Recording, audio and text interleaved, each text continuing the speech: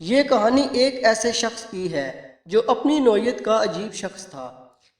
میری اس سے کوئی 2 سال تک خوب دوستی رہی۔ ہماری بھی عجیب نوعیت کی دوستی تھی جس کا اندازہ آپ کو آگے چل کر ہوگا۔ ہم 5 بجے اپنے آفس سے چھٹی ہوتے ہی ایک مارکیٹ کے قریب ڈھابے پر بیٹھا کرتے تھے۔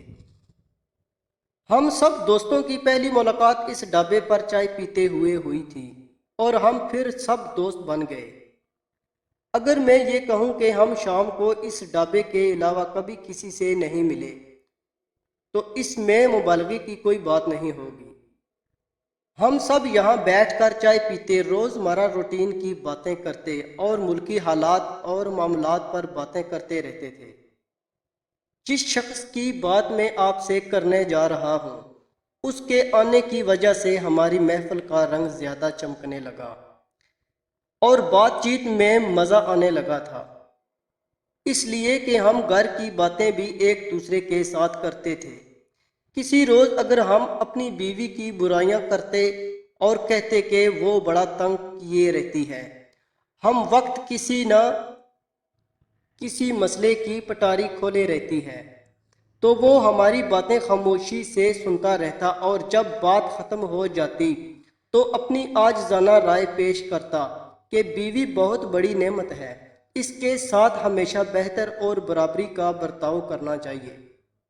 اور پھر وہ اپنی مثال دیتا کہ کیسے وہ اپنی بیوی کے ساتھ بہت خوش و خرم زندگی گزار رہا ہے۔ وہ اپنی بیوی کو مسز اشرف کہتا اور اس کے ساتھ ہی اس کے لبوں پر مسکراہٹ پھیل جاتی۔ جب وہ یہ باتیں کر رہا ہوتا تو اس کے لہجے کی مٹھاس سے یوں معلوم ہوتا وہ واقعی سچ کہہ رہا ہے۔ وہ پھر مختلف واقعات سناتا جو اس کی بیوی اور اس کے درمیان مہر و محبت کو ثابت کرتے تھے۔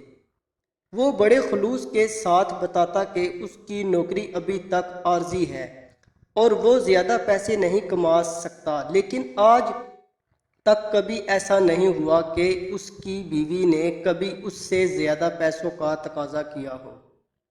وہ بتاتا کہ جب وہ گھر جاتا ہے تو کس طرح اس کی بیوی اس کا استقبال کرتی ہے، اسے کھانا کھلاتی ہے، اس کے دل کی باتیں کرتی ہے اور پھر اسی طرح اگلا دن شروع ہو جاتا ہے۔ ایک دن ایسا ہوا کہ میں کسی وجہ سے اپنی بیوی سے روٹھا ہوا تھا اور شام کو آفس کے بعد جب ہوٹل پر آیا تو وہی عجیب شخص بیٹھا ہوا تھا۔ میں بھی آ کر بیٹھ گیا۔ اس نے مجھے ویلکم کہا اور بولا، آج جو سنجیدگی تمہارے چہرے پر چھائی ہوئی ہے اسے دیکھ کر مجھے لگتا ہے کہ آج تم کچھ زیادہ ہی پریشان ہو۔ میں نے جب اسے بتایا کہ میں صبح بیوی کے ساتھ لڑائی کر کے آیا ہوں جس نے اپنے اخراجات کو اپنی چادر سے زیادہ پھیلا دیا ہے اور اب میں اسے ڈانٹتا پھر رہا ہوں، اس نے میری بات سنی اور سنجیدگی سے بولا، یار تم اپنی بیوی کو جا کر پھول کیوں نہیں پیش کرتے؟ اسے اپنی محبت اور اپنے جذبات کا احساس کیوں نہیں دلاتے کہ جو کچھ تم کر سکتے ہو وہ تم کر رہے ہو، وہ تمہاری بات ضرور سنے گی۔ تم میری بات سنو اور آج ہی اپنی بیوی کو جا کر پھول پیش کرو۔ اسے یقین دلانا تمہاری ذمہ داری ہے کہ ہم اچھی زندگی جئیں گے، لیکن جس کی طاقت ہم میں نہیں ہے اسے انجام دینا ہمارے بس کی بات نہیں ہے۔ اس کے بعد اور دوست آ گئے اور پھر بیوی کی نفسیات پر بات شروع ہو گئی۔ اسی دوران 10 بج گئے اور وہ عجیب شخص اٹھ کھڑا ہوا اور کہنے لگا، بھائی لوگوں مجھے اجازت دو، میں تو چلا گھر۔ وہ روز ایسا ہی کرتا تھا اور کہتا تھا کہ میری بیوی گھر میں اکیلی ہوگی، مجھے 10 بجے تک لازمی گھر جانا چاہیے۔ اس کے بعد وہ گھر چلا جاتا اور اگلے دن شام کے بعد ہی نظر آتا تھا۔ ایک دن وہ آیا تو اس کے ہاتھ میں پھولوں کا گلدستہ تھا جس کو آتے ہی اس نے ٹیبل کے درمیان میں رکھ دیا۔ تھوڑی ہی دیر میں پھولوں کی خوشبو اطراف میں پھیل گئی۔ وہ بتا رہا تھا کہ آج اس کی بیوی کا جنم دن ہے اور اسے آج جلدی گھر جانا ہے۔ ہم سب نے بھی اسے مبارکباد دی۔ تھوڑی دیر وہ ہمارے ساتھ گپ شپ کرتا رہا، اپنی اور اپنی بیوی کی باتیں سناتا رہا اور پھر چلا گیا۔ اس عجیب شخص نے ہم سب کے اندر بھی کسی نہ کسی طرح سے اپنی بیویوں کے لیے عجیب سی محبت پیدا کر دی تھی۔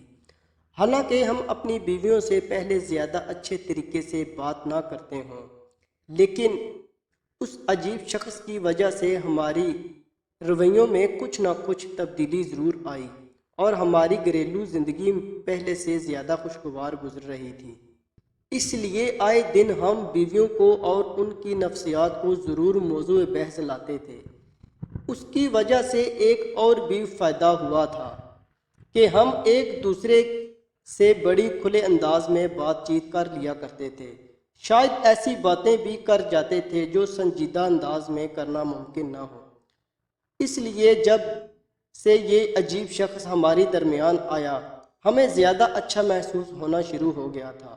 ہم اس کی باتوں اور اس کی شخصیت سے بہت متاثر ہوتے۔ کئی مرتبہ جب وہ اپنی بیوی کی تعریف کر رہا ہوتا تو ہمیں اس کی بیوی پر بہت پیار آتا کہ کس طرح سے اپنا اور اس عجیب آدمی کا خیال رکھتی ہے۔ اس نے بتایا تھا کہ وہ یہی پاس ہی گارڈن ٹاؤن میں رہتا ہے۔ ہم نے سوچا کہ اس کے گھر جاتے ہیں اور اسے سرپرائز دیتے ہیں۔ اسی بہانے اس کی بیوی سے بھی ملاقات ہو جائے گی اور ان کی خوشی میں بھی شریک ہو جائیں گے۔ ہم نے بازار سے ایک خوبصورت کیک بنوایا جس کے اوپر اشرف اور مسز اشرف لکھوایا اور ان کے گھر چلے گئے۔ دروازے پر نوکر آیا تو ہم نے اس سے کہا کہ اشرف صاحب کو بتا دیجئے کہ ان کے ڈھابے والے دوست ملنے آئے ہیں۔ نوکر نے ہم سب کو ڈرائنگ روم میں بڑی عزت کے ساتھ بٹھایا اور خود اندر چلا گیا۔ تھوڑی دیر میں وہ واپس آیا، اس کے ہاتھ میں پانی تھا۔ اس نے پانی والی ٹرے باری باری سب کے آگے کی۔ جب وہ میرے سامنے آیا تو میں نے اس کو کہا، آپ نے اشرف اور مسز اشرف کو بتایا کہ ہم آ گئے ہیں؟ وہ مسز اشرف کا نام سن کر زیر لب مسکرایا اور کہا، جناب ہمارے صاحب کی ابھی شادی نہیں ہوئی۔ کیا مطلب؟ میں نے سوال کیا۔ وہ میرے قریب آیا اور کہا، صاحب جی وہ شادی شدہ تھے لیکن انہیں لگتا ہے وہ اب بھی اپنی بیوی کے ساتھ رہ رہے ہیں جن کا 3 سال پہلے انتقال ہوا تھا۔ شخص اندر داخل ہوا، ہم سب اٹھ کر کھڑے ہوئے اور انہیں اپنے آنے کی وجہ بتائی۔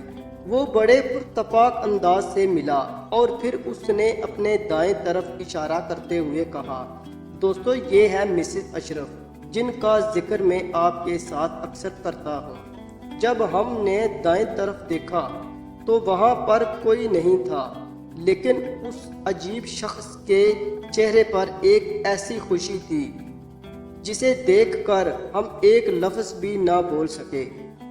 اس کے بعد مسز اشرف چائے بنانے چلی گئیں اور ہم تھوڑی دیر بیٹھ کر واپس آ گئے۔